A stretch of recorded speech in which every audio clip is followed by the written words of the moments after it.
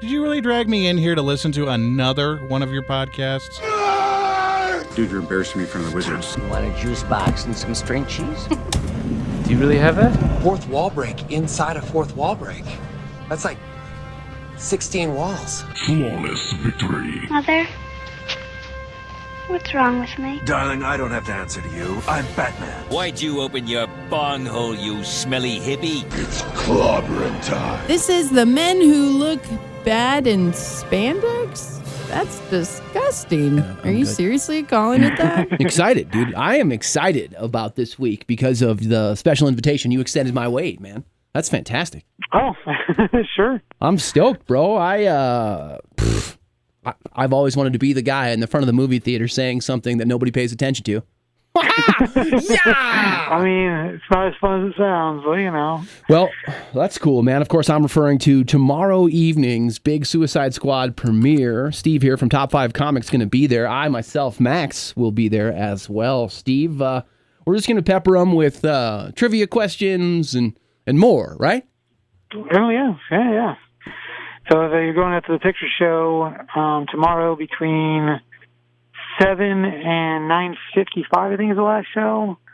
We'll be doing trivia out there at the old picture show, and then on Friday, the 7, 8, and 9 o'clock showings are planning to be doing at the Regal. So if you miss opening night on Thursday, you can always go the day after on Friday. And this movie is generating quite the buzz, my friend. I have heard lots of good things about it. Numbers look good.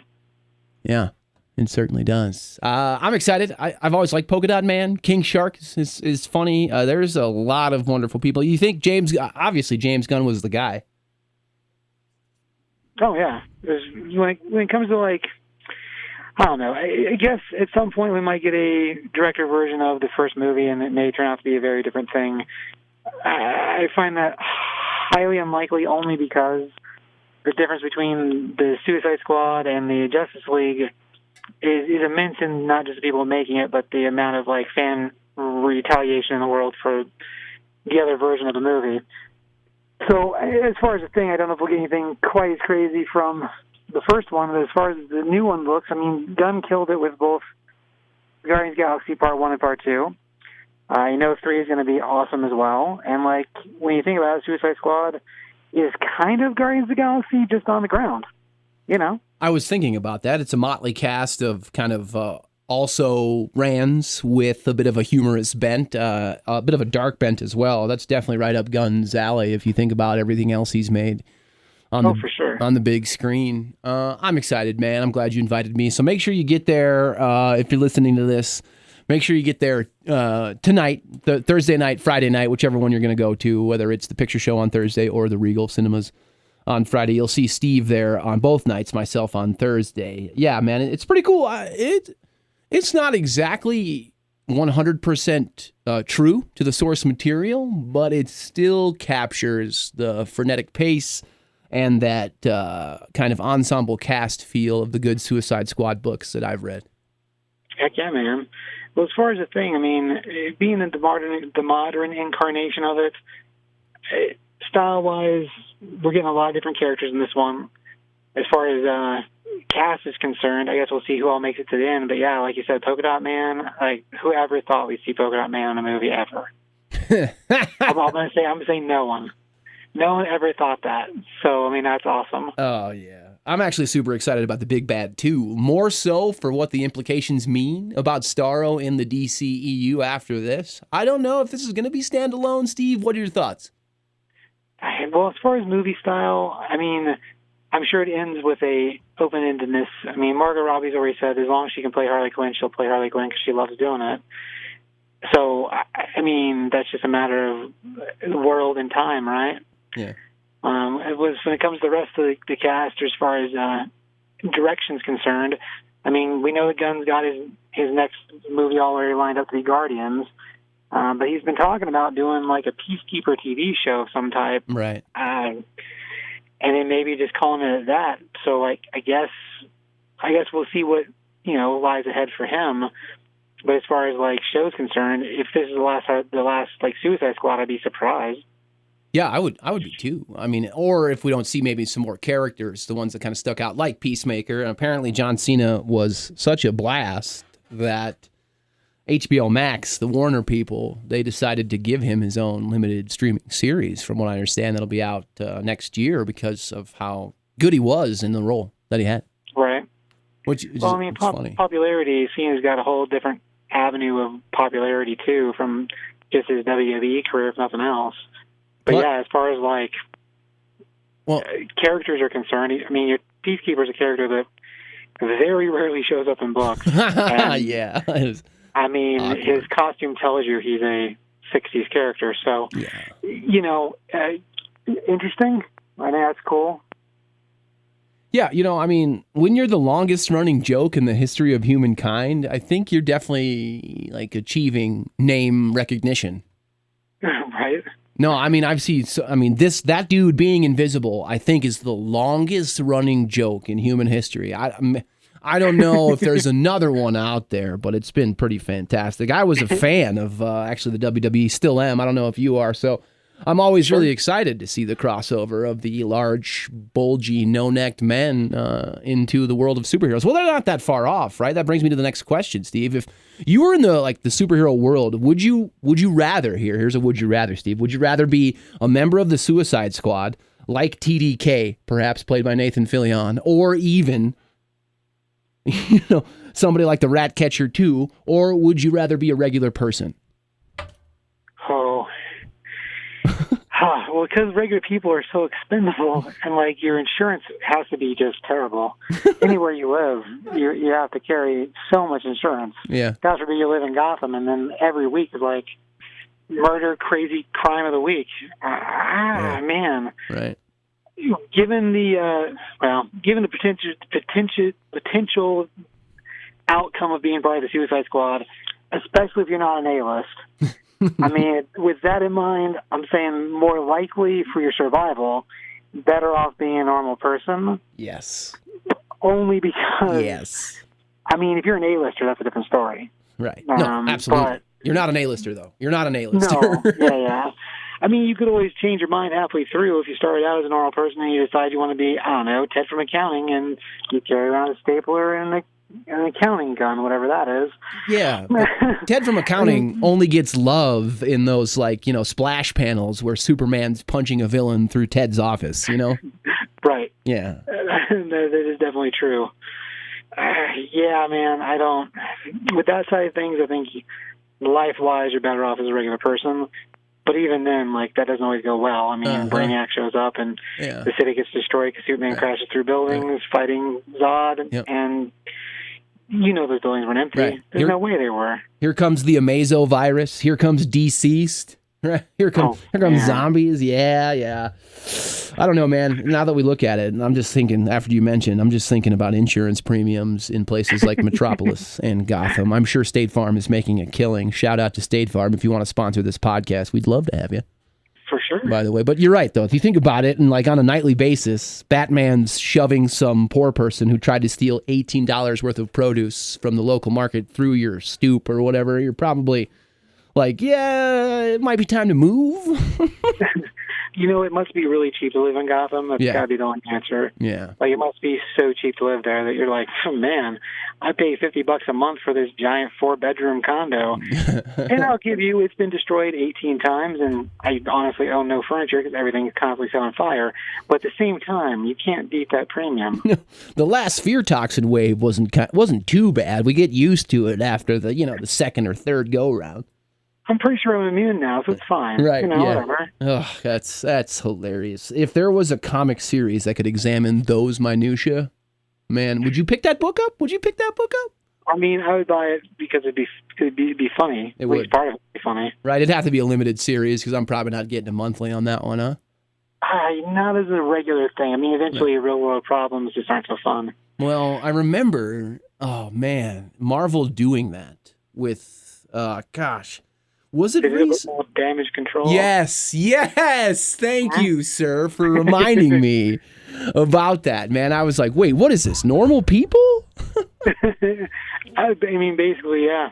It truly was. We actually recently saw the Damage Control crew again show up in a series for the Juggernaut. Oh. A series called Juggernaut, actually, which was mostly about the Juggernaut working for Damage Control, going out and leveling buildings that need to be demolished, because that's what he does. And then there was other stuff that happened with a mutant or inhuman girl. Anyway, the story got, there's more than just that in it, but yeah, we have recently seen them in that series. Yeah. Well, that's kind of neat that they're still alive. I mean, it's funny because you can kind of examine that in like nowadays in the MCU, because I love like that whole storyline on Homecoming about the Vulture getting his origin story was almost a direct product of the Battle of New York from Avengers in 2012. So that was pretty cool. That was a nice moment for sure, but one that is kind of almost ridiculous when you stop to think about it. Like, what would it be like to be a normal person in a superhero universe? Like normal, like we are right now. Right. Yeah, absolutely. I mean, yeah, you're not looking at, there's so many like horrible, just crazy things that happen around you. I mean, we're getting ready to have, DC Universe, we're getting ready to have DC versus vampires. Yep. So you have to assume that for the regular, normal person, that's not going to go well. How's that book shaping up? That's going to be a company-wide crossover, correct? It is. So it's a big event book. We've got James Tynion and Matthew Rosenbaum writing it, and both of them are amazing. Like Rosenbaum, let's see, last year he did Hawkeye Freefall, which in its releasing was ridiculous because COVID happened, and then for a while they said they weren't going to print it, and then they came back and they printed it anyway. So as a thing, it went through a weird patch of release, but it was awesome. He's a good writer, and Tynion right now, he's writing Batman and Something's Killing the Children, and just there's so many things that he's got going on that are freaking awesome. So him being connected to that as a duo, I think will be great. I don't know how they keep finding those amazing Batman scribes, sir. I don't know. I mean, Tynion, we had the benefit of Sean Murphy being like, hey, you should hire this guy. Yeah. Because it was a dude that he taught when he used to teach college as a creative writer, of all things. But yeah, when it comes to like other folks like Tom King, like kind of came out of nowhere. Best I can tell you. Oh yeah, Tom King was amazing. I was hesitant to pick up King after Snyder's run. I was like, well, where do I go from here? But I jumped right into King, man, and that was pretty cool. And then when they switched over to Tynion's have some amazing ideas. I'm excited about his giving the entirety of Gotham Batman's origin. I think he's taking it through like with the new Fear State or whatever, with coming up with Scarecrow. I'm excited to see that, my friend. So that's coming up. Is that interesting? Is that going to come up? Is that in its own Batman books, or is that going to be after DC versus Vampires? Well, DC versus Vampires will be having at the same time. So even though it is a company-wide thing, the two books, they don't happen in the same time frame. So it's not overrun when the event book's happening isn't going to be the same. So like you won't see the regular books affected by the vampires. They'll be in their own like storyline, kind of like how the Ceased worked, except that best we understand it's considered to be canon. But till we get a little farther in and we know that, I mean, as a thing right now, the way it sits, it appears to be canon, but it won't affect the other books while it's happening. So Fear State different because it's affecting all the Bat books, and it has its own like one-shot startup, and then it happens. Most of the story happens in the main Batman series, but it is tying in with Catwoman and Nightwing and pretty much all the Bat kids that have books. It's tying in with them too. Wow. So yeah, it's going to be a huge sea of Fear State stuff. Yeah. Once we get to October. Well, with Scarecrow as a main villain, I don't think you're going to go wrong. Well, you talk about the strength of Batman's rogue gallery. I think that speaks for itself, definitely. Oh yeah, for sure. Like as far as bad guys, I mean, when it comes to rogues galleries, I mean, the Flash has a huge one. Right. Batman has a huge one, and Superman's got a pretty decent big one. When you're talking DC stuff, but yeah, when it comes to rogues galleries, like. Right. Batman's is shared with so many people. It's because it's huge. Yeah, because it's so good too. I mean, that's such a wonderful thing. But speaking of vampires, man, I had heard through the grapevine that American Vampire will be picking back up. Or am I missing something? It's what number? 1976. Is that right? Snyder's going back there. And yeah, he is. So series-wise, so American Vampires, it came back on, has been happening for, well, generation-wise, we've had a series going on now for maybe 2 or 3 months. Mm-hmm. Maybe more than that. Right. But yeah, it went dormant for quite a while. Yeah. But it is back to being released as well. As far as another series, like, awesome. Like, the way it works, we basically start with vampires first landing here in America back in, like, the Old West days, and then we move forward in time. Yep. But yeah, it's been good. Art-wise, it's been great. Story-wise, it's neat. I mean, as far as vampires, if all you've really been stuck with dealing with, or all you really know is stuff like Bram Stoker or, which Bram Stoker's fantastic, don't get me wrong. Bram Stoker's great. You about to throw some shade on history, one of history's greatest novelists, my friend? No, not at all. I mean, Bram Stoker's great. Bela Lugosi also fantastic. Yes. But, I mean, when it comes to vampire stuff, we had a whole reign of time where all we got was Twilight, and, you know, this is not that. You can shade that all you want, sir. This is your this is your podcast, friend. But yeah, so right now we're in 1976. That's the current. Yeah. So American Vampire 1976 is the current generation we're in. And it has another, I think, 3 issues because it's supposed to be a 10-part. I don't feel like we've had, do we have more 10? I don't remember what the last one that came out was. I don't think it's 10 yet, but I can't remember. Right. It's funny. He does take, it's kind of like a almost periodical, right? He does an exploration of a certain time period, and then he somewhat kind of goes away and then brings it back. And I was wondering if he's doing more of this with the new stuff coming out in 1976 and what he kind of left off with 1876. So far, I haven't seen anything new past that. So, like, with the current series, I haven't seen any farther down the road yet. I assume that just because of the way he's done it in the past, it'll be another one where we sit maybe for, I don't know, 3 or 4 months before we see the next generation, and time-wise, like how far he jumps. I mean, eventually he's got to hit the 80s because that's kind of the way we're going. Oh, man. But as far as series are concerned, I mean, I guess all we can do is wait and see where it lands at. But well, how do you skip the 80s if you're Snyder, man? That's just so much creative material for his vampires, man. And they're all well fleshed out, and like you said, the art's fantastic. You know what? But my bigger worry on top of that is we won't see anything else from Vertigo, the imprint, after this. Is that right? I mean, with so much wonderful things, like, you know, Vertigo was so instrumental with Preacher and more, giving a real kind of adult bent to comics in the early part of that whole rise of the medium is something that almost all ages could enjoy. Right. Well, even with the newer series, this current one, it falls under the Black Label imprint, so even it doesn't carry the moniker that it used to. We have seen a batch of the older Vertigo stuff start to get reprinted with the new Black Label moniker on it. But yeah, as far as series is, I don't think we'll have anything else that you could atone to it, save for stuff being re-released with the new labeling. I see. So, style in the world, don't get me wrong, there's a bunch of Black Label books that are awesome, but they don't have the same flavor as that stuff did. I mean, maybe with Sandman getting a show, we might see a reemergence and they rebrand and do it again, but so far nothing else has happened. It's tough to beat, man. That was really, really quality stuff from Gaiman, as well as Garth Ennis back in those days. I was a big Preacher fan, though, so, I mean, I just thought how wonderfully twisted and sadistic it was, and I could see it in comic book form. Oh, yeah. Well, I mean, even that bridged off and has its own show, which, I mean, slightly different, but most of the parts the same. So right, yeah. Very different, but you're right. There were, you know, some true to the material that you could definitely enjoy. Sure. Right. But yeah, when it comes to like Vertigo stuff, I mean, since that imprint died, I mean, there's some books that fit like they could be that, but nothing else has really been that style. Even Black Label doesn't necessarily atone to that style of creativity, I guess. I mean, we did see Neil Gaiman get his Sandman Universe imprint for a little while.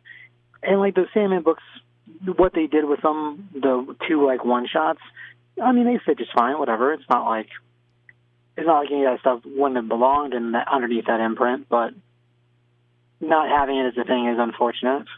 Well, I just thought when you kind of create something, right? I mean, when you think about certain imprints and how it really affected the comics world, like I'm kind of referring to Marvel Max, if you remember as well. It was really refreshing, I want to say. I mean, a lot of it wasn't awesome. I understand that, and some of it missed. But there was a lot of good things that came out of that, especially if you read Punisher under the Max imprint. And if you read Vertigo, and when it was in the middle of some of those amazing runs, you could really appreciate the fact that you weren't looking at Captain America, you weren't looking at Superman, and you were like, okay, so this is the same kind of story that you can tell with the medium and be really effective. Oh, yeah. And both those, as far as lines are concerned, when they were doing the Max stuff, the Punisher stuff was probably the best. Yeah. I think wasn't that Garth Ennis again, I want to say? Garth Ennis and, oh gosh, I know the artist's name and I don't remember it now. That's not good. It's all right, man. You can't be expected to know everything about everything in comics, my friend. I mean, I try. Right? If you'd be the guy, though. If there was a comics, like, millionaire question, I was on it, I'd be like, I know the guy I'm calling. Steve. Well, there's multiple choice. Chances are I could probably get it right. Hey, right? You have to do it in like 25 seconds, though. It's pretty crazy. Steve, what else is coming up, man? I heard the Suicide Squad has kind of got its own book now, in sync with the movies. Like, you also have the Avengers. You got Carnage coming back, Deadpool as well, my friend. Have you heard good things about the stuff that is on the way with all those titles? Well, as far as new stuff, yeah. I mean, this week we have the issue 1 drop for the Deadpool Black, White, and Blood. It's a 4-part miniseries that's done like anthology style, so each of the books has several stories inside of them. And read-wise, you could read 1 and then read 3, and you wouldn't have any problem with order because they don't connect that direction. Oh, okay. As a series, I mean, being their anthology, you get a whole bunch of different flavors of style of Deadpool and different short stories by different writers. So it's a good way to get like a whole chunk of stuff that has different flavor inside one book. So we got that guy going on. It just started this week, actually. Oh, wow. Nice. As far as other stuff coming up, I mean, yeah, we got a Suicide Squad King Shark storyline that's going to happen. He's getting his own miniseries. I'm low-key really looking forward to Sylvester Stallone on screen as King Shark. So awesome. Yeah, really cool. Outside of that guy, I mean, the DC Vampires is going to start in October. Mm-hmm. Then we're getting another one called Task Force Z, which is happening, also written by Matthew Rosenbaum. Ooh. Or Rosenberg. And it's the way we understand it takes place based out of continuity after the most recent event at Arkham Asylum that caused a bunch of the inmates to get dead, including Bane and a few other named characters, Bane being the biggest one, really, Bloom, and a couple other the Batman baddies. Well, something has been done to them to resurrect their dead bodies. And, of course, someone's got to lead that team, so, who's been dead and come back? Well, Red Hood, so he makes the most sense. So Red Hood's going to be leading the group. The eccentric billionaire is supposed to have made some deals with a company to create a chemical that will reanimate these would-be villains. Promise to the reincarnated, or not even reincarnated, the zombified versions of them is that, according to the promise, there's a way they can work themselves back to life. So I don't know if it's going to be Lazarus Pit material or what exactly they're going to call the stuff they're using, but best I can tell you, it looks like a team of zombies flavored some of our favorite villains being led by the Red Hood. So, I mean, it sounds like a bad crazy, but, I mean, it looks awesome. Yeah. Even if it sounds like a bad crazy. Well, I mean, I guess getting behind zombies sometimes can make you take pause, but what's wonderful about zombies, and I think Zack Snyder's Army of the Dead can attest to this, it is a veritable gold mine of a genre, I mean, you really can start with zombies and build yourself out a good product from there. Oh, sure. Wow. I do have a soft spot for zombies. That's true. We've discussed this before. You've made a zombie movie or two, man, and it's a wonderful genre in its own right. It's kind of a subgenre of horror, but it's kind of crossed over into popular culture, and some of those great takes on the zombie, idea, whether it's, what is it, iZombie, the one where she's a... Oh, yeah. Yeah, you got stuff like that, and you have... I've seen Disney specials that are literally about zombies and real people. And these Disney specials don't have anybody, of course, eating flesh and ripping guts, but they still have green hair and pale makeup on. And I'm like, wait a minute, what is happening here? And that's exactly the strength of the core concept of it, for sure, man. What about Marvel? Obviously, that's pretty big. I mean, Deadpool is pretty big. He's always a big draw. The Avengers got World War She-Hulk going on. Is that, how much like World War Hulk is that? Is it like it at all? I mean, well, there's similarities. I mean, as far as stories, we're mostly dealing with a big green person, or in this case, a She-Hulk. And, it's not quite the same because her rage isn't fueled by the destruction of a home planet. But, I mean, as far as setup, so far we're only 2 issues into it. And there are some similarities because, yeah, she's basically trying to take everybody out. Mm-hmm. But there's not enough, I don't think there's enough backstory yet to know exactly like how far that chase is going to go forward. Mm-hmm. I mean, it is happening in regular Avengers, and we did just put to bed a Phoenix return or resurrection, I guess. Mm-hmm. So, like, following from there, there are similarities, but it's not quite the same thing. I got you. Obviously, we hit both of the big houses. Is there anything else, my friend, coming in that, like we always do, you're excited about, we should know about, when you can get them on the shelves, hot off the presses, top 5 comics off the corner of First and Orchard above Cameo Hairstyling Salon, my friend? What's the big news coming in? Well, another one I'd like to throw out there is a book called "The Me You Love in the Dark," which is a horror story about a haunting. Main character is a artist who has lost her drive in the world, so she decides to move out to the country and try to get her inspiration back. And it turns out the spot she moved into is most likely haunted. Whether that's a good haunting or bad haunting, we don't know yet, but I imagine it's going to go badly. Artist on it is a guy named Jorge Corona. He's awesome. And being written by Scotty Young. Surprisingly, Jorge draws an awful lot like Scotty Young does. So if you know Scotty Young art with that kind of kiddie, funny Marvel kid style, he's got a similar style to him, but it's not the same. Oh, really? Oh, yeah. That's interesting. What a wonderful take on a horror comic. It should be really neat. Like, the first issue came out this week, and the two of them have worked together before. They worked on a book called Middle West. And Middle West was more of an adventure sci-fi type book. Also awesome. But as far as like a series, this one's a 5-part mini, so it's not super long, but the first issue is pretty great. So, well, good. Excellent, sir. Is there anything else before we let you go? No, man, that's it. All right, brother. Catch him tomorrow and myself at the Picture Show for the big Suicide Squad premiere. It's going to be massive. He'll be there on Friday as well at Regal Cinemas. And if you're ever wondering where to get the best source for comic books information, graphic novels, action figures, posters, anything, you go hit him up, Top 5 Comics, on the corner of First and Orchard. Get him on Facebook as well at Top 5 Comics. Steve, thank you, sir. Always a pleasure. Excellent, buddy.